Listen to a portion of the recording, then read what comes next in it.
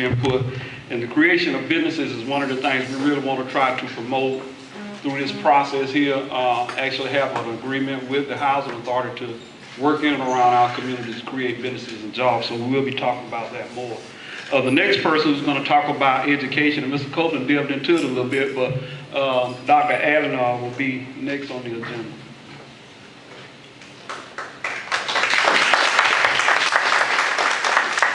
Thank you. First of all, I'd like to thank Councilman Wright for having the foresight to get us all together.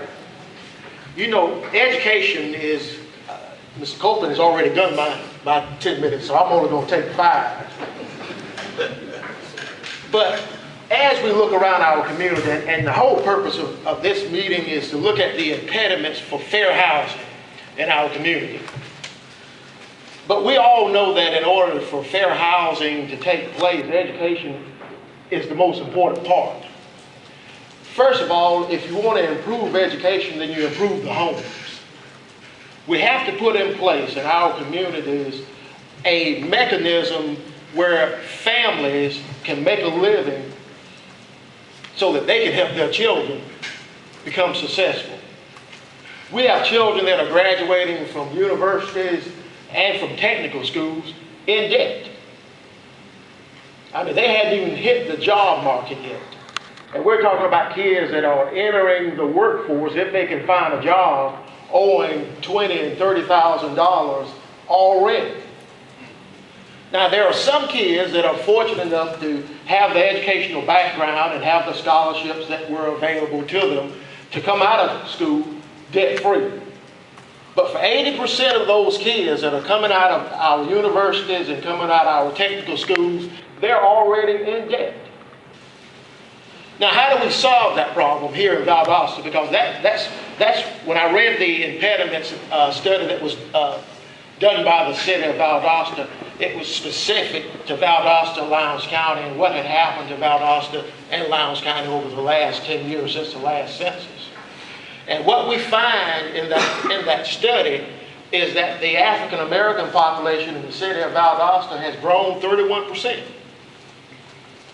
But 55% of those in the city live at the poverty level. And that's based primarily on their educational level. And why is that so significant? Because we all have an opportunity to get an education. There is not one person in Valdosta, Lowndes County that does not have the opportunity to get a quality education. But how do we make that happen? How do we encourage it? Well, we have to form partnerships with the boards of education. We have to form partnerships with the city of Valdosta, with the Lowndes County Commission, with our parents, with our community. Because first of all, this just didn't arrive, this disparity in fair housing overnight. It occurred over a period of time. And it occurred because some of us went to sleep at the wheel. And why we're so interested now is because we've suddenly realized that if we don't take care of it, and if we don't do a better job in promoting it, that we're going to continue to be where we are and farther back and farther behind.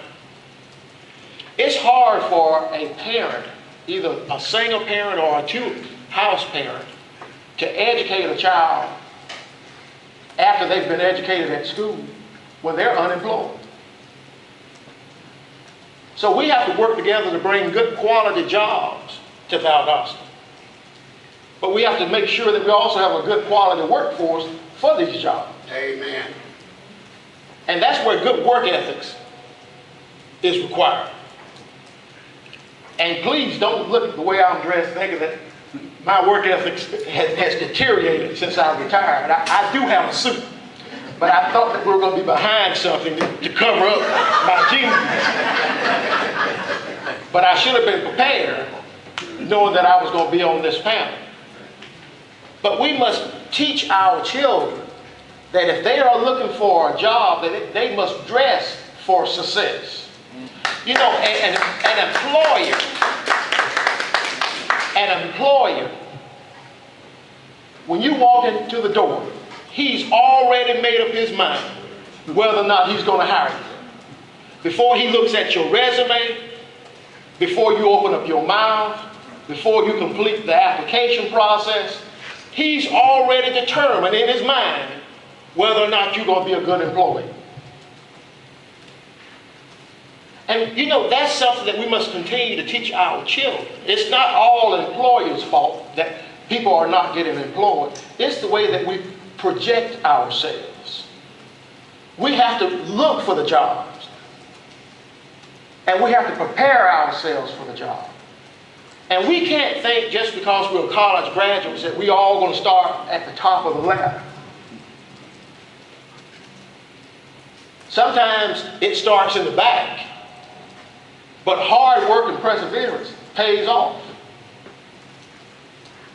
But you will get there. Courtesy. Knowing when to say yes, sir, and no, sir, or yes or no is very important. And that's part of the education that we must consistently teach our children. Not to bow down, but to be respectful. And sometimes that respectful attitude starts at home. Because if you're going to talk to mom and dad anyway, more than likely you're talking to the people out in the community in the same way. So we must continue to teach our children, because we're at the age now that it really doesn't make any difference what we do. Because we've already, people either like us at this point or they don't like us. But we must instill in our children that education is the number one thing that they should have on their mind. Not working, not a car, not their boyfriends, not their girlfriends, but the number one thing on their mind should be education. And we must constantly reinforce this. Because when you start looking at fair housing, you start looking at socioeconomic levels, it all goes back to education. Not everyone is fortunate enough to win the lottery. Most people who gain financial stability gain it because of academics. Because they've used their brain. And we must not only tell our children, but you know, we have to model this behavior for our children. And we can't take anything for granted. Because when we look at fair housing and we start looking at impediments, there is no way that you can look at socioeconomic levels without promoting that educational piece. I was thrilled about looking through that document. I was also fascinated because I pulled up the Albany Herald before I left home today, because I kind of look over 5 or 6 newspapers per day to see what other people are going through. And Capital Bank, which is an African-American owned bank that's located, has a branch in Albany, were having financial problems. And SunTrust Bank, which is one of the largest banks in the nation, invested $4 million in this African-American bank. But one thing that we don't do, and we don't do too often, especially African Americans, we don't invest in ourselves. And in order for us to prosper, we must learn how to invest in our own communities. Sometimes we wait on other people to bring this prosperity to our communities, but we must also be willing to invest in our communities. But the study also talked about banking. You know, it's hard to invest in your community when you can't go to the bank and borrow any money. The study also talked about predatory lending, which I thought was extremely interesting. Because now what we find, the people that are unemployed and can't find a job are going to places where the interest is sometimes 23 and 24 and 25%. Some of these people are going with their houses being used as collateral that are already paid for, and they've borrowed $5,000 and they've missed a couple payments, and they've lost their houses. But education also also promotes you having enough background to know that that's not the direction that you need to move in. Councilman Wright, to the city of Valdosta, and to all of you that are present this evening, we must help ourselves, but keep in mind, this is not a black problem. This is black, white, Hispanic, and other. Amen. Because there are poor people all over Valdosta, Lowndes County.